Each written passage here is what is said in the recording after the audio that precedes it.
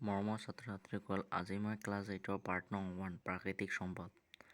ইয়াৰ আগৰ ভিডিঅ'টোত মই প্ৰাকৃতিক সম্পদৰ 6 নম্বৰ কুৱেশ্যন আনচাৰ দিছোঁ। আজিতো 7 নম্বৰ দিবলৈ ওলাইছোঁ।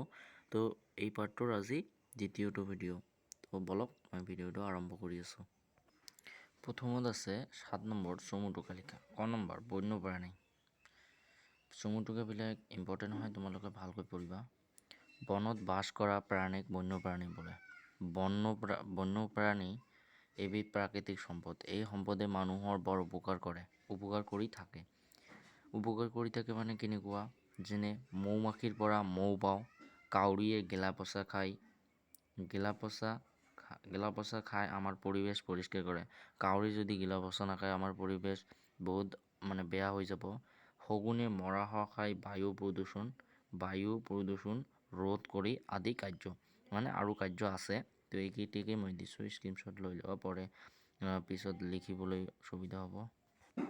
তাৰপিছত আছে খ নম্বৰ জীৱাশ্ম ইন্ধন। কয়লা, পেট্ৰলিয়াম আৰু প্ৰাকৃতিক গেছ হৈছে জীৱাশ্ম ইন্ধন। তোমালোকক কোৱেশ্যন সুধিব পাৰে যে জীৱাশ্ম ইন্ধন কি? তোমালোকে কৈ দিবা কয়লা, পেট্ৰলিয়াম আৰু প্ৰাকৃতিক গেছ হৈছে জীৱাশ্ম ইন্ধন। এই ইন্ধন নতুনকৈ সৃষ্টি কৰিব নোৱাৰি। এইবোৰ নতুনকৈ সৃষ্টি নহয়, আগৰ পৰাই সৃষ্টি হৈ আছে। জীৱাশ্ম ইন্ধনসমূহৰ ব্যাপক ব্যৱহাৰৰ ফলত এইবোৰৰ পৰিমাণ দ্ৰুতগতিত কমি আহিছে। বৰ্তমান জীৱাশ্ম ইন্ধনসমূহৰ মিতব্যয়ী ব্যৱহাৰ আৰু ভৱিষ্যতৰ বাবে সংৰক্ষণ কৰাৰ প্ৰয়োজন আহি পৰিছে। অৰ্থাৎ ভূগৰ্ভত সঞ্চিত হৈ থকা জীৱাশ্ম ইন্ধনৰ ভঁৰাল শূন্য হৈ আছে। মানে ইমান অত্যাধিক ব্যৱহাৰ কৰিলেতো শূন্য হৈ যাব না, তো শূন্য হৈয়ে আছে।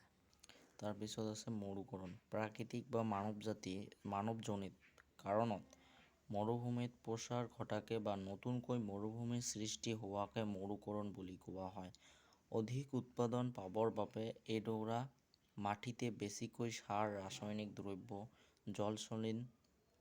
জলসিঞ্চন আদি প্ৰয়োগ কৰি বাৰে বাৰে খেতি কৰি থাকিলে মাটিৰ উৰ্বৰতা নষ্ট হয়। মানে কিমান মানুহ আছে খেতি ভাল কৰিবলৈ ৰাসায়নিক সাৰ দিয়ে।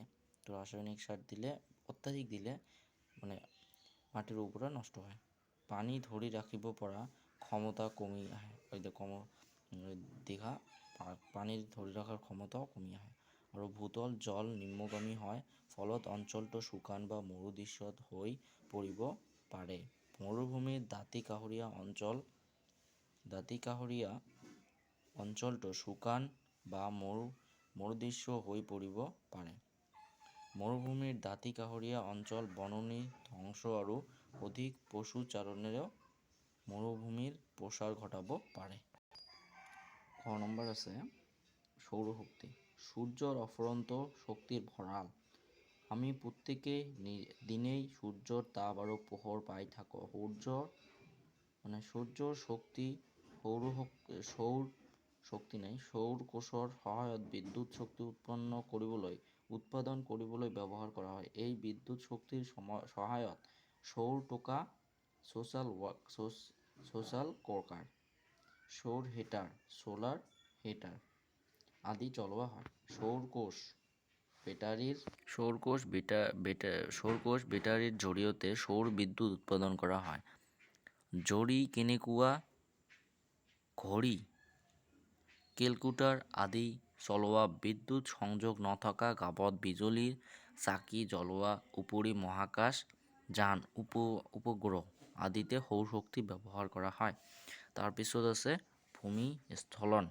নেৰানেপেৰা বৰষুণ, ভূমিকম্প, জোকাৰণি আদিৰ ফলত উক ঠাইৰ ভূমিকম্প তললৈ খহি পৰাকে ভূমিস্খলন বোলে। এইটো চমুটোকে নাদিলেও ভূমিস্খলন কাক বোলে এইটো আহিব পাৰে।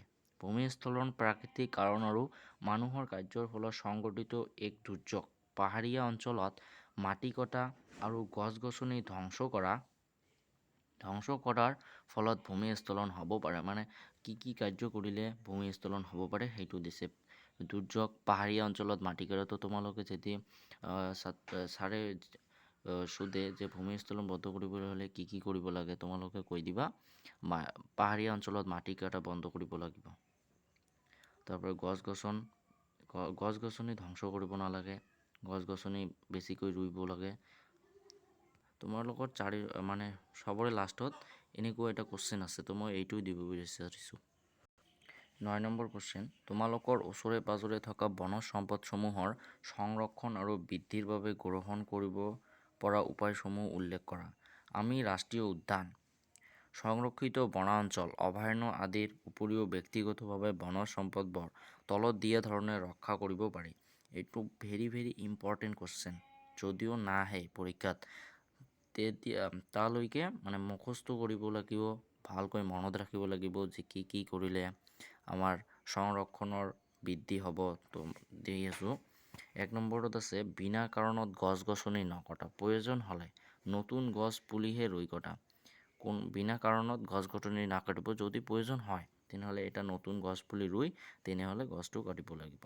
তাৰপিছত আছে কোনো বন্যপ্ৰাণীক হত্যা নকৰা। বেছিভাগ মানুহে বন্যপ্ৰাণীক হত্যা কৰি ধৰি খায়, তো বন্যপ্ৰাণীক হত্যা নকৰা। তাৰপিছত আছে বনত যাতে জুই নালাগে তাৰ বাবে সচেতন হৈ থকা। 4 নম্বৰ আছে ভূমিস্খলন যাতে নঘটে তাৰ বাবে পাহাৰীয়া অঞ্চলত মাটি কাটা বন্ধ কৰা। এই ভিডিঅ'টোৰ পৰা মানে প্ৰাকৃতিক সম্পদৰ সমূহ কুৱেশ্যন শেষ। প্ৰাকৃতিক সম্পদৰ অতিৰিক্ত কুৱেশ্যন যদি লাগে তোমালোকে কমেণ্ট কৰিবা, তেনেহ'লে মই দিম।